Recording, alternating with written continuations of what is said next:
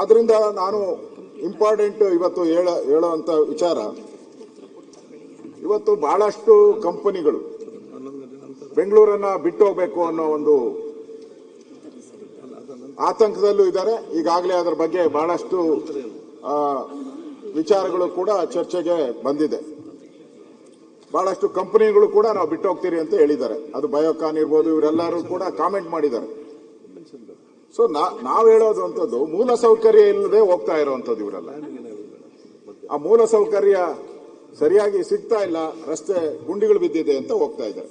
ಅದಕ್ಕೆ ನಾನು ಕೇಳೋವಂಥದ್ದು, ಬೆಂಗಳೂರು ಏನ್ ಭಿಕ್ಷೆ ಏನು ಕೇಳ್ತಾ ಇಲ್ಲ, ಬೆಂಗಳೂರು ಭಿಕ್ಷೆ ಏನು ಕೇಳ್ತಾ ಇಲ್ಲ, ನ್ಯಾಯ ಕೇಳ್ತಾ ಇದೆ.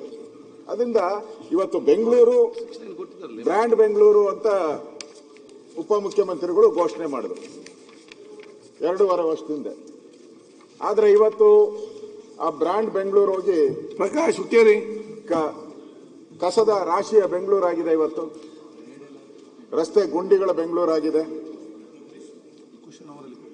ಟ್ರಾಫಿಕ್ ಜಾಮ್ ಬೆಂಗಳೂರಾಗಿದೆ, ಈ ಖಾತೆಗಾಗಿ ಅಲೆದಾಟುವ ಬೆಂಗಳೂರಾಗಿದೆ, ಗುತ್ತಿಗೆದಾರರಿಗೆ ಬಾಕಿ ಕೇಳುವಂತ ಬೆಂಗಳೂರು, 5 ನಗರ ಪಾಲಿಕೆಗಳಿಗೆ ಅನುದಾನದ ಕೊರತೆಯಿಂದ ಅನುದಾನವಿಲ್ಲದೆ ಬ್ರ್ಯಾಂಡ್ ಇಲ್ಲ. ಇವತ್ತು ಮನೆ ಕಟ್ಟಿದರೆ ಓಸಿ ಇಲ್ಲ, ಸಿಸಿ ಇಲ್ಲ, ಸಿಬ್ಬಂದಿಗೆ ವೇತನ ಕೊಡಕ್ಕೂ ಹಣ ಇಲ್ಲ. ಪಠಾಣ್ ರೀತಿ ಇವತ್ತು ಕಾರ್ಪೊರೇಷನ್ ಮಾಡಿದ್ದಾರೆ ಹೊರತು ಅದು ದಿಕ್ಕು ದೆಸೆ ಇಲ್ಲದ ಕಾರ್ಪೊರೇಷನ್ ಆಗಿದೆ.